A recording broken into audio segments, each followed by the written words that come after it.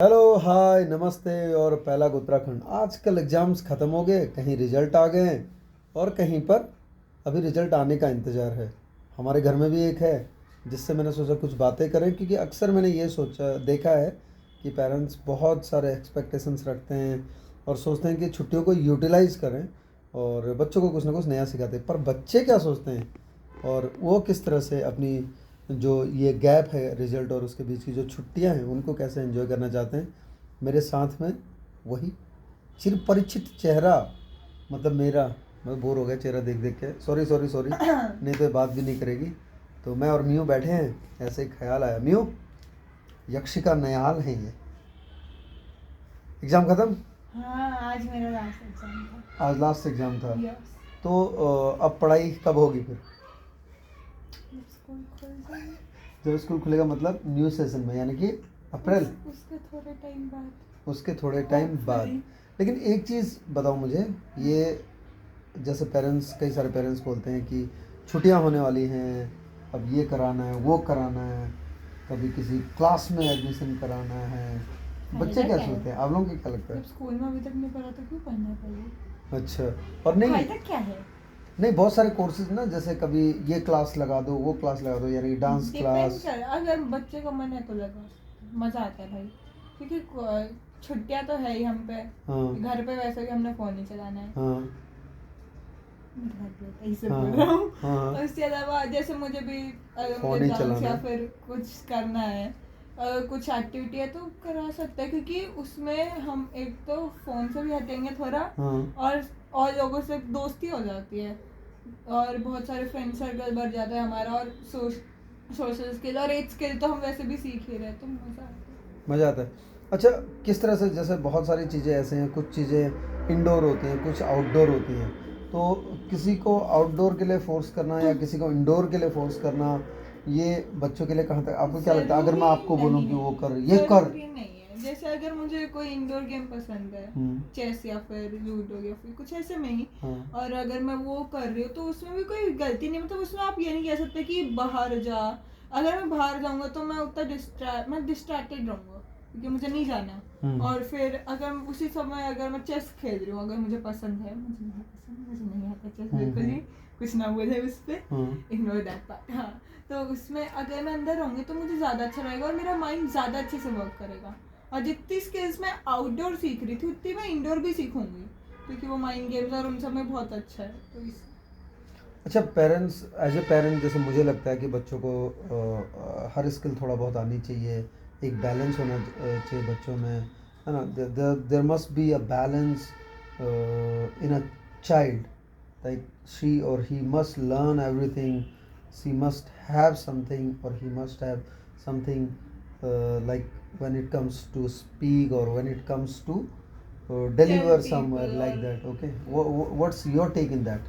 देखो, सब चीज़ तो कोई नहीं जान सकता, क्योंकि इतनी तो हमारे दिमाग में कैपेसिटी नहीं है, क्योंकि अगर उतनी होती तो हम बच्चों के लिए पढ़ाई बहुत ज़्यादा इजी होती, क्योंकि एक जा रहा है चैप्टर स्टोर और सारे चैप्टर स्टोर हो रखे हैं, तो बस एक रिवीजन कर और एग्जाम देकर आएगा, फिर तो सब टॉप मार रहे होते हैं। तो उसमें तो हम कुछ नहीं कर सकते, सब चीज़ नहीं हो सकती। पर अगर किसी को इंटरेस्ट है तो आप अपने स्टडीज़ के अलावा एक और एक्टिविटी कर सकते हो, या फिर अगर आपको स्टडीज़ में ज़्यादा इंटरेस्ट है तो आप तब भी ले सकते हो कोई हॉबी। जैसे अगर आपको स्टडीज़ में उतना इंटरेस्ट नहीं है तब तो वो आपका पैशन और एक्टिविटी मान सकते हो। पर अगर आपको स्टडीज़ में ज़्यादा इंटरेस्ट है तो आप एज अ हॉबी या फिर एज अ साइड वो रख सकते हो, क्योंकि उससे आपका माइंड फ्रेश होगा। और पढ़ाई में जिनको मज़ा आता है बहुत अच्छा, मजे करिए, पर साथ में और चीज़ें भी करनी ज़रूरी होती हैं, क्योंकि सिर्फ पढ़ते रहेंगे तब भी दिमाग का हो जाएगा। और अभी जिस लेवल पे हमारा वर्ल्ड अभी पहुंच रहा है उसके हिसाब से सोशल स्किल्स भी ज़रूरी है, तो उसके लिए पूरी तरह पढ़ाई में भी नहीं घुसना चाहिए, मतलब पढ़ाई करनी चाहिए पर साथ में एक हॉबी रखनी चाहिए, ताकि आपका माइंड फ्रेश रहे और आपकी social skill time to time brush up हो जाए। फिर अगर आपको पढ़ाई से ही इतना वो है तो आप कोई लैंग्वेज सीख सकते हो, क्योंकि वो उसी क्राइटेरिया में आता है, पर वो आपकी हेल्प करेगा।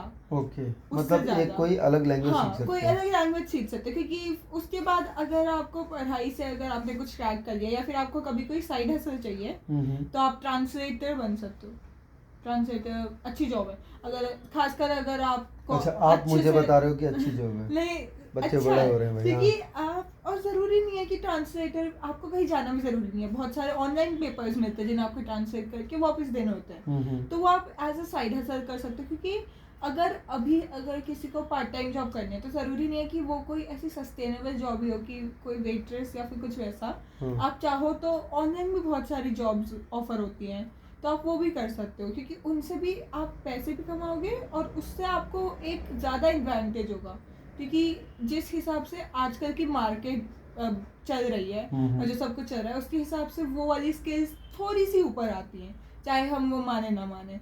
और कभी कभी जब बच्चे फ़ोन में रखते हैं तो ज़रूरी नहीं है कि वो गलत ही हो। मैं इसी पे आ रहा हूँ। एक सीखना, क्वेश्चन हाँ। अक्सर पेरेंट्स को मैंने देखा, बातें करते हुए सुना है कि बच्चों ने आजकल सोशल मीडिया पे, खासकर सोशल मीडिया पे, और एक डिस्ट्रैक्शन होता है उनका उससे, तो बच्चे क्या सोचते हैं इसके बारे में? सोशल मीडिया एज न्यू, तुम्हें क्या लगता है, तुझे क्या लगता है कि कैसा सोशल मीडिया क्या बेकार ही है? नहीं नहीं, ये तो नहीं कहूँगी बेकार नहीं है। और जो मेरी एज है खासकर की, कितनी एज है?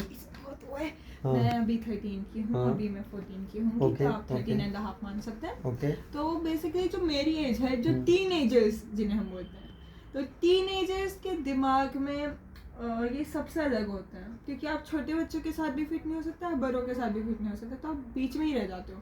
कभी कभी अगर मेरे साथ अगर मैं 13 की हूँ तो मेरे साथ कोई 16 एज का बंदा है, वो भी टीनेज में ही आते हैं, पर हम दोनों के भी थॉट मैच नहीं कर पाते। अच्छा। क्योंकि उनका किसी और चीज़ में इंटरेस्ट है, मेरा किसी और है, मैं अलग तरीके से देख रही हूँ, मेरा अलग चल रहा है सारा मूड और सब चीज़ें। तो इससे मेन चीज़ ये भी है, तो आप, हमारी ऐसी एज होती है जिसमें हम अपने ही एज वालों से नहीं कर पाते हैं, मतलब कोऑर्डिनेट, तो और किसी से तो क्या ही करेंगे। तो सोशल मीडिया कभी कभी जब ज़्यादा ही ओवर स्टिमुलेट हो जाता है हमारे दिमाग, कभी कभी वो हमें उस चीज़ से हटा देता है, क्योंकि हम 2 मिनट के लिए फ्रेश हो जाते हैं। अगर हम पे ज़्यादा ही बोल हो रहा है कि भाई क्या कर सकते हैं, तो उसमें अगर हम सोशल मीडिया पे जाए तो हमारे पास 50 ऑप्शंस आ सकते हैं। तो मेन चीज़ है कि हम कैसे यूटिलाइज करते हैं सोशल मीडिया को, क्योंकि सोशल मीडिया के गुड साइड है, बैड साइड है, हर चीज़ की होती है गुड साइड और बैड साइड, पर इट डिपेंड्स ऑन अस कि हम कैसे यूज़ करते हैं। तो इस सोशल मीडिया बुरा भी नहीं है अगर आप अच्छे से यूज़ करो, क्योंकि मैं खुद बहुत बार, मैं सिर्फ रील्स स्क्रॉल कर रही होती जिनका कोई मीनिंग है, तो बहुत बार उसी में बीच में कुछ ऐसी रील आ जाती है जो अच्छी है, जो मुझे कुछ सिखाती है, और मुझे नए वर्ड सीखने को मिलते हैं, कुछ नई चीज़ें। तो ज़रूरी नहीं है कि हमेशा हम टाइम ही वेस्ट कर रहे हैं। ओके। लेकिन सोशल मीडिया को लेके ये भी कहा जाता है कि आजकल जिस तरह से एआई के जो इफ़ेक्ट्स आ रहे हैं, और इस तरह से बहुत चीज़ें ऐसी देखने को मिल जाती हैं जो हमें ऐसा लगता है कि इमोशनली शायद बच्चे उतना उसको सहन नहीं कर पाए हैं। क्या वो बेकार है या फिर एक लर्निंग भी हो सकती है? डिपेंड करता है आप कैसे देखते हो उस चीज़ को। अगर बच्चे जैसा रिएक्ट कर रहे हैं और अगर आप भी उसे समझ के, आप मतलब पेरेंट्स या फिर उनसे थोड़े से 3 साल के गैप से बड़े वाले लोग, क्योंकि कभी कभी सिर्फ पेरेंट्स ही नहीं है, एल्डर सिबलिंग फिर भी वो अच्छे से, क्योंकि वो उसी इन्वायरमेंट में ग्रो कर रहे हैं और उनका जो गैप है उतना नहीं है, तो एल्डर सिबलिंग बहुत बार समझ जाते हैं, क्योंकि उन्हें पता है कि वो उनका भी एक फेज रहा होता है वैसे। बट हमारे पेरेंट्स की ग्रोथ, मतलब उनका जो उन्हें जैसे रेस किया गया था वो बहुत ही अलग तरीके से था, और हमारा अलग है, क्योंकि कुछ भी सेम नहीं रहा है, वर्ल्ड मूव कर रहा है, सब चीज़ बढ़ रही है, तो इसलिए तो रेस करने का तरीका भी सेम नहीं रहा है। तो आपको, अगर बच्चे को आप बोल रहे हो कि एडजस्ट करे, तो आपको भी थोड़ा सा एडजस्ट करना पड़ेगा और ये समझना पड़ेगा कि अब पहले जैसा नहीं रह रहा है। और बहुत बार क्या होता है कि पेरेंट्स को लगता है कि वही सारे कंट्रीब्यूशन कर रहा है, बच्चा कुछ नहीं कर रहा, पर ज़रूरी नहीं है। ऐसा हो सकता है कि उसने भी बहुत सारे किए हो, पर हर चीज़ आपको पता नहीं लगती है। बिल्कुल। तो इससे हमेशा ट्राई करना चाहिए कि दूसरी साइड भी, हम जैसे बोलते हैं ना कि स्टोरी की दोनों साइड सुननी चाहिए। बिल्कुल। तो इससे और एक चीज़ है, अक्सर जैसे बोला जाता है कि खासकर जब बच्चों की बात आती है, बिल्कुल पानी पी लो जब तक ये पानी पीती है। एक बात और आती है कि बोलते हैं कि बच्चे जब सिंगल चाइल्ड होता है उसको ग्रो करना, या उसकी ग्रूमिंग, उसके केयर करना, या उसकी क्या बोलेंगे, उसे बड़ा करना थोड़ा सा डिफ़िकल्ट होता है। जैसे आपने भी कही कि अगर कोई बड़े सिबलिंग हैं, है ना, एल्डर सिबलिंग, और उसका होता है कि आप सिंगल चाइल्ड हो, वो भी गर्ल चाइल्ड हो, तो उसमें पेरेंट्स का क्या रोल है और किस तरह से, मतलब एक बच्चा क्या एक्सपेक्ट करता है पेरेंट्स से अगर देखा जाए तो? सिंगल चाइल्ड का तो मेन ये होता है कि उनके पास क्योंकि elder उनके लिए तो sibling सब नहीं कुछ वही है, हाँ। अगर उन्हें शेयर करना है तो पेरेंट्स आते हैं, क्योंकि जैसे अगर मेरा कोई बड़ा भाई या फिर बहन है तो मैं उनके पास जा सकती हूँ कि दीदी ये हो रहा है, या फिर ये भैया ये हो रहा है, मैं क्या करूँ, और इस सिचुएशन में आप होते हैं तो क्या करते हैं, और वो ऐसा इंस्पिरेशन भी बनते हैं कि ऐसा ऐसे करना है ना, वो हेल्प भी करते हैं, इंस्पिरेशन भी बनते हैं, सब कुछ। तो पर अगर सिंगल चाइल्ड होते हैं हम, तो हम पे हमारे पेरेंट्स बचते हैं।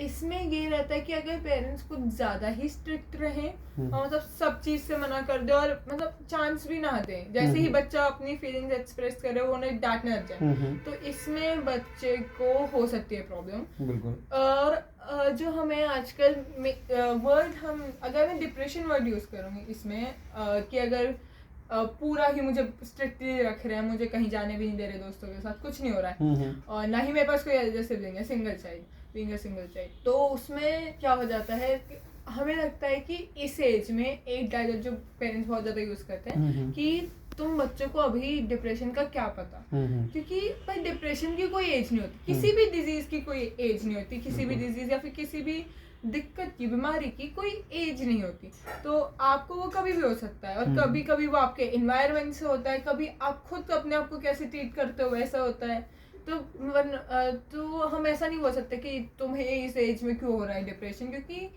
आजकल कुछ भी हो सकता है, कोई वो नहीं है, माइंड बहुत जल्दी डाइवर्ट हो, वो सब हो जाता है। तो अगर आप सिंगल चाइल्ड आप तो आपको फ्रीडम देनी चाहिए, ज़्यादा नहीं पर थोड़ी, ये भी नहीं कि पूरा ही बंद कर रहा हो, पूरा भी नहीं छोड़ना चाहिए, क्योंकि जब हम पे थोड़ी सी फ्रीडम होती है ना, तब हम पे सेंस ऑफ कंट्रोल होता है, जब हम पे और शायद सेंस ऑफ रिस्पांसिबिलिटी और आ जाते हैं, क्योंकि हमें इतना पता लग जाता है कि हमारे मम्मी पापा हमसे भरोसा कर रहे हैं और वो यही एक्सपेक्ट करते हैं, तो कोशिश करते हैं हम कि करना है। पर अगर बहुत ज़्यादा स्ट्रिक्ट रहता है ना, तो हमारा मन ऐसे ही हो जाता है, यार सबके मम्मी पापा ये करने देते हैं, मेरे ही नहीं करने देते, और उस समय झूठ बोलने की बहुत अच्छी ट्रेनिंग होती है, बहुत अच्छी बेस्ट लायर्स बनते हैं जिनके ज्यादा ही स्ट्रिक्ट पेरेंट्स होते हैं, तो कभी कभी मतलब छूट दो, पर उतनी भी नहीं कि पूरे ही निकल जाए, पर इतनी नहीं कि वो वैसे भी निकल सकते हैं अगर आप स्ट्रिक्ट रहो। तो सब कहते हैं ना कि अगर स्ट्रिक्ट नहीं रहोगे तो बच्ची हाथ से निकल जाएगी, अगर स्ट्रिक्ट रहोगे तब भी निकल सकती है,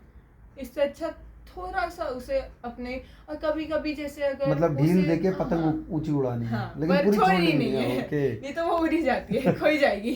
तो चलो फिलहाल अपना लेजर एंजॉय करो और मजे लो, and thank you very much for being on a screen, for having some valuable inputs as a child, and me for sitting with you as a parent और as a guardian. Thank you very much. आप लोग भी अपना laser enjoy कीजिए यार, बच्चों को खेलने वालने दिया कीजिए, हम तो ऐसे ही मौज करते रहते हैं दोनों। अब हम खेलेंगे पिल्लो फाइट, तकिया फाइट होगी हम दोनों के बीच में, और जीतता मैं हूँ हमेशा, आई एम द विनर। ये देखो कैसे देख रही है। फिलहाल बाय बाय, सी यू।